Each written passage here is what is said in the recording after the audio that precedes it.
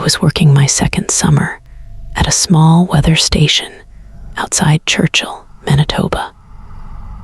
Most people picture polar bears when they think about Churchill, but the station mostly meant checking instruments, replacing sensors, logging equipment issues, and answering occasional calls from aircraft looking for updated conditions. Nights were usually quiet enough that you noticed every unusual sound. One evening in late September, just after sunset, our wind sensor began reporting impossible numbers. It showed calm air, then hurricane-force gusts, then calm again, all within seconds. Outside, the air barely moved. The anemometer wasn't frozen, and the backup sensor was showing something completely different. I assumed the primary unit had failed. The strange part wasn't the equipment. It was the phone call that came less than 5 minutes later. A regional flight dispatcher asked if we'd experienced severe winds because a cargo plane had reported violent turbulence directly over our station. According to the pilot, it had lasted less than 10 seconds before disappearing completely. I looked out the window. Nothing. The spruce trees weren't moving. Even the flag beside the maintenance garage was hanging straight down. I told him our backup instruments showed almost no wind at all. He thanked me, sounded confused, and hung up. By midnight, I'd replaced the faulty sensor and filed the maintenance report. That should have been the end of it. The following afternoon, another technician from Environment and Climate Change Canada stopped by with replacement parts. While we worked, he casually asked if I'd noticed anyone around the communications tower overnight. I hadn't.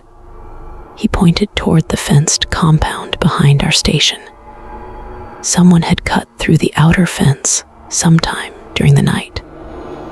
Nothing obvious had been stolen. The RCMP had already photographed footprints, but there wasn't much else to go on. The footprints bothered me because they led in only one direction, into the compound. There were none coming back out. The officers assumed drifting gravel had hidden the return tracks. That seemed reasonable. A week passed before anything else happened. Around 2 a.m, our radio started picking up short bursts of interference. Not voices exactly. More like clipped pieces of conversations mixed with static. Sometimes I'd hear what sounded like aircraft call signs. Sometimes numbers. Once I heard someone calmly say, "Negative visual lost," before everything dissolved into crackling again. Radio interference wasn't unusual that far north. Still, the timing matched almost perfectly with the strange weather readings. Maintenance suspected an aging transmitter. I accepted that explanation. Then our station lost power. Only for about 40 seconds. Long enough for every monitor to restart.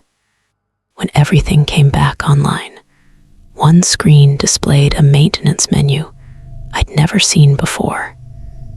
It listed several communication repeaters. One of them showed active. The location wasn't ours.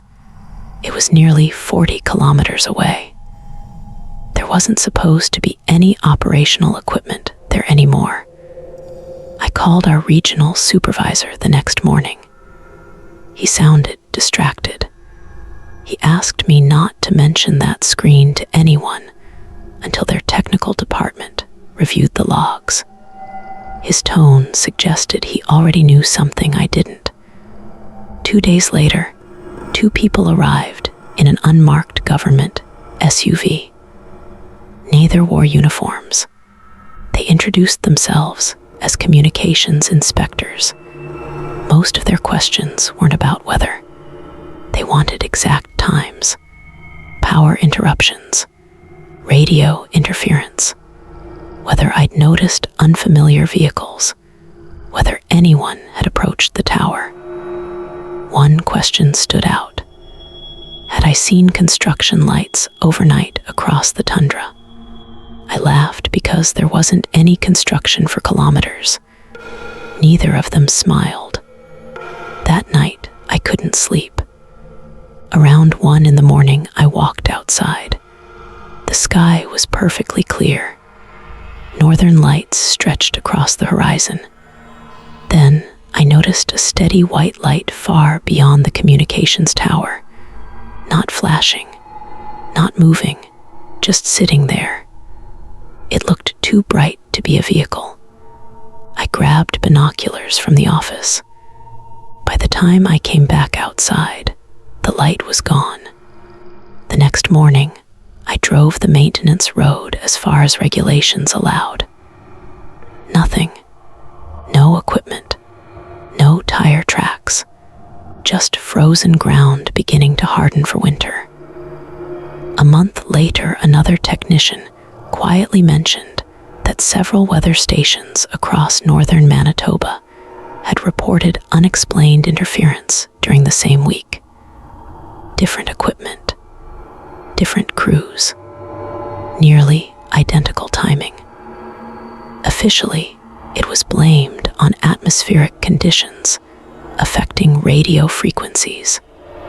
Everyone accepted that, mostly because there wasn't another explanation.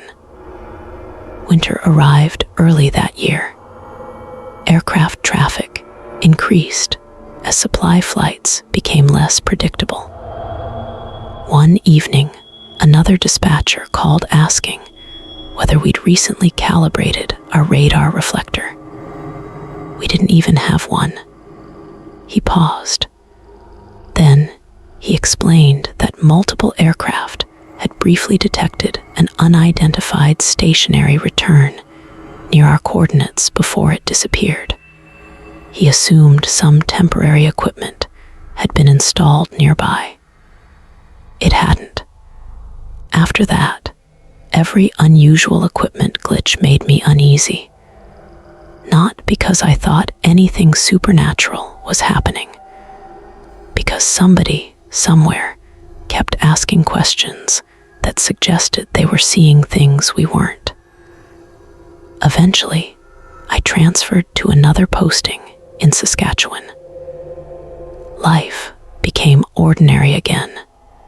A couple of years later, I ran into one of the communications inspectors by complete accident at an airport in Winnipeg. He recognized me before I recognized him. We chatted for less than a minute.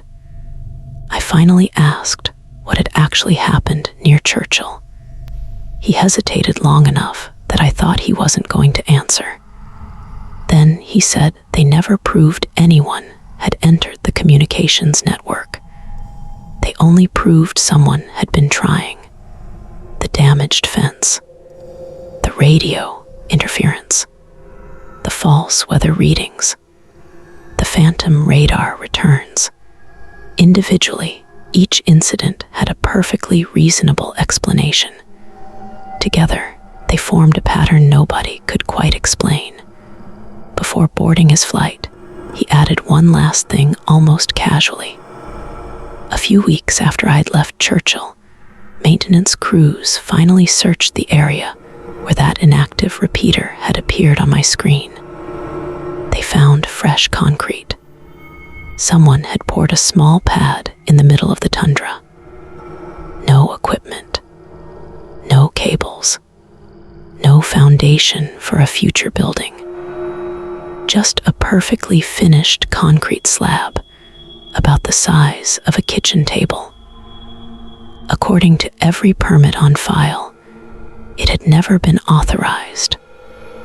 According to satellite images, it hadn't existed the month before.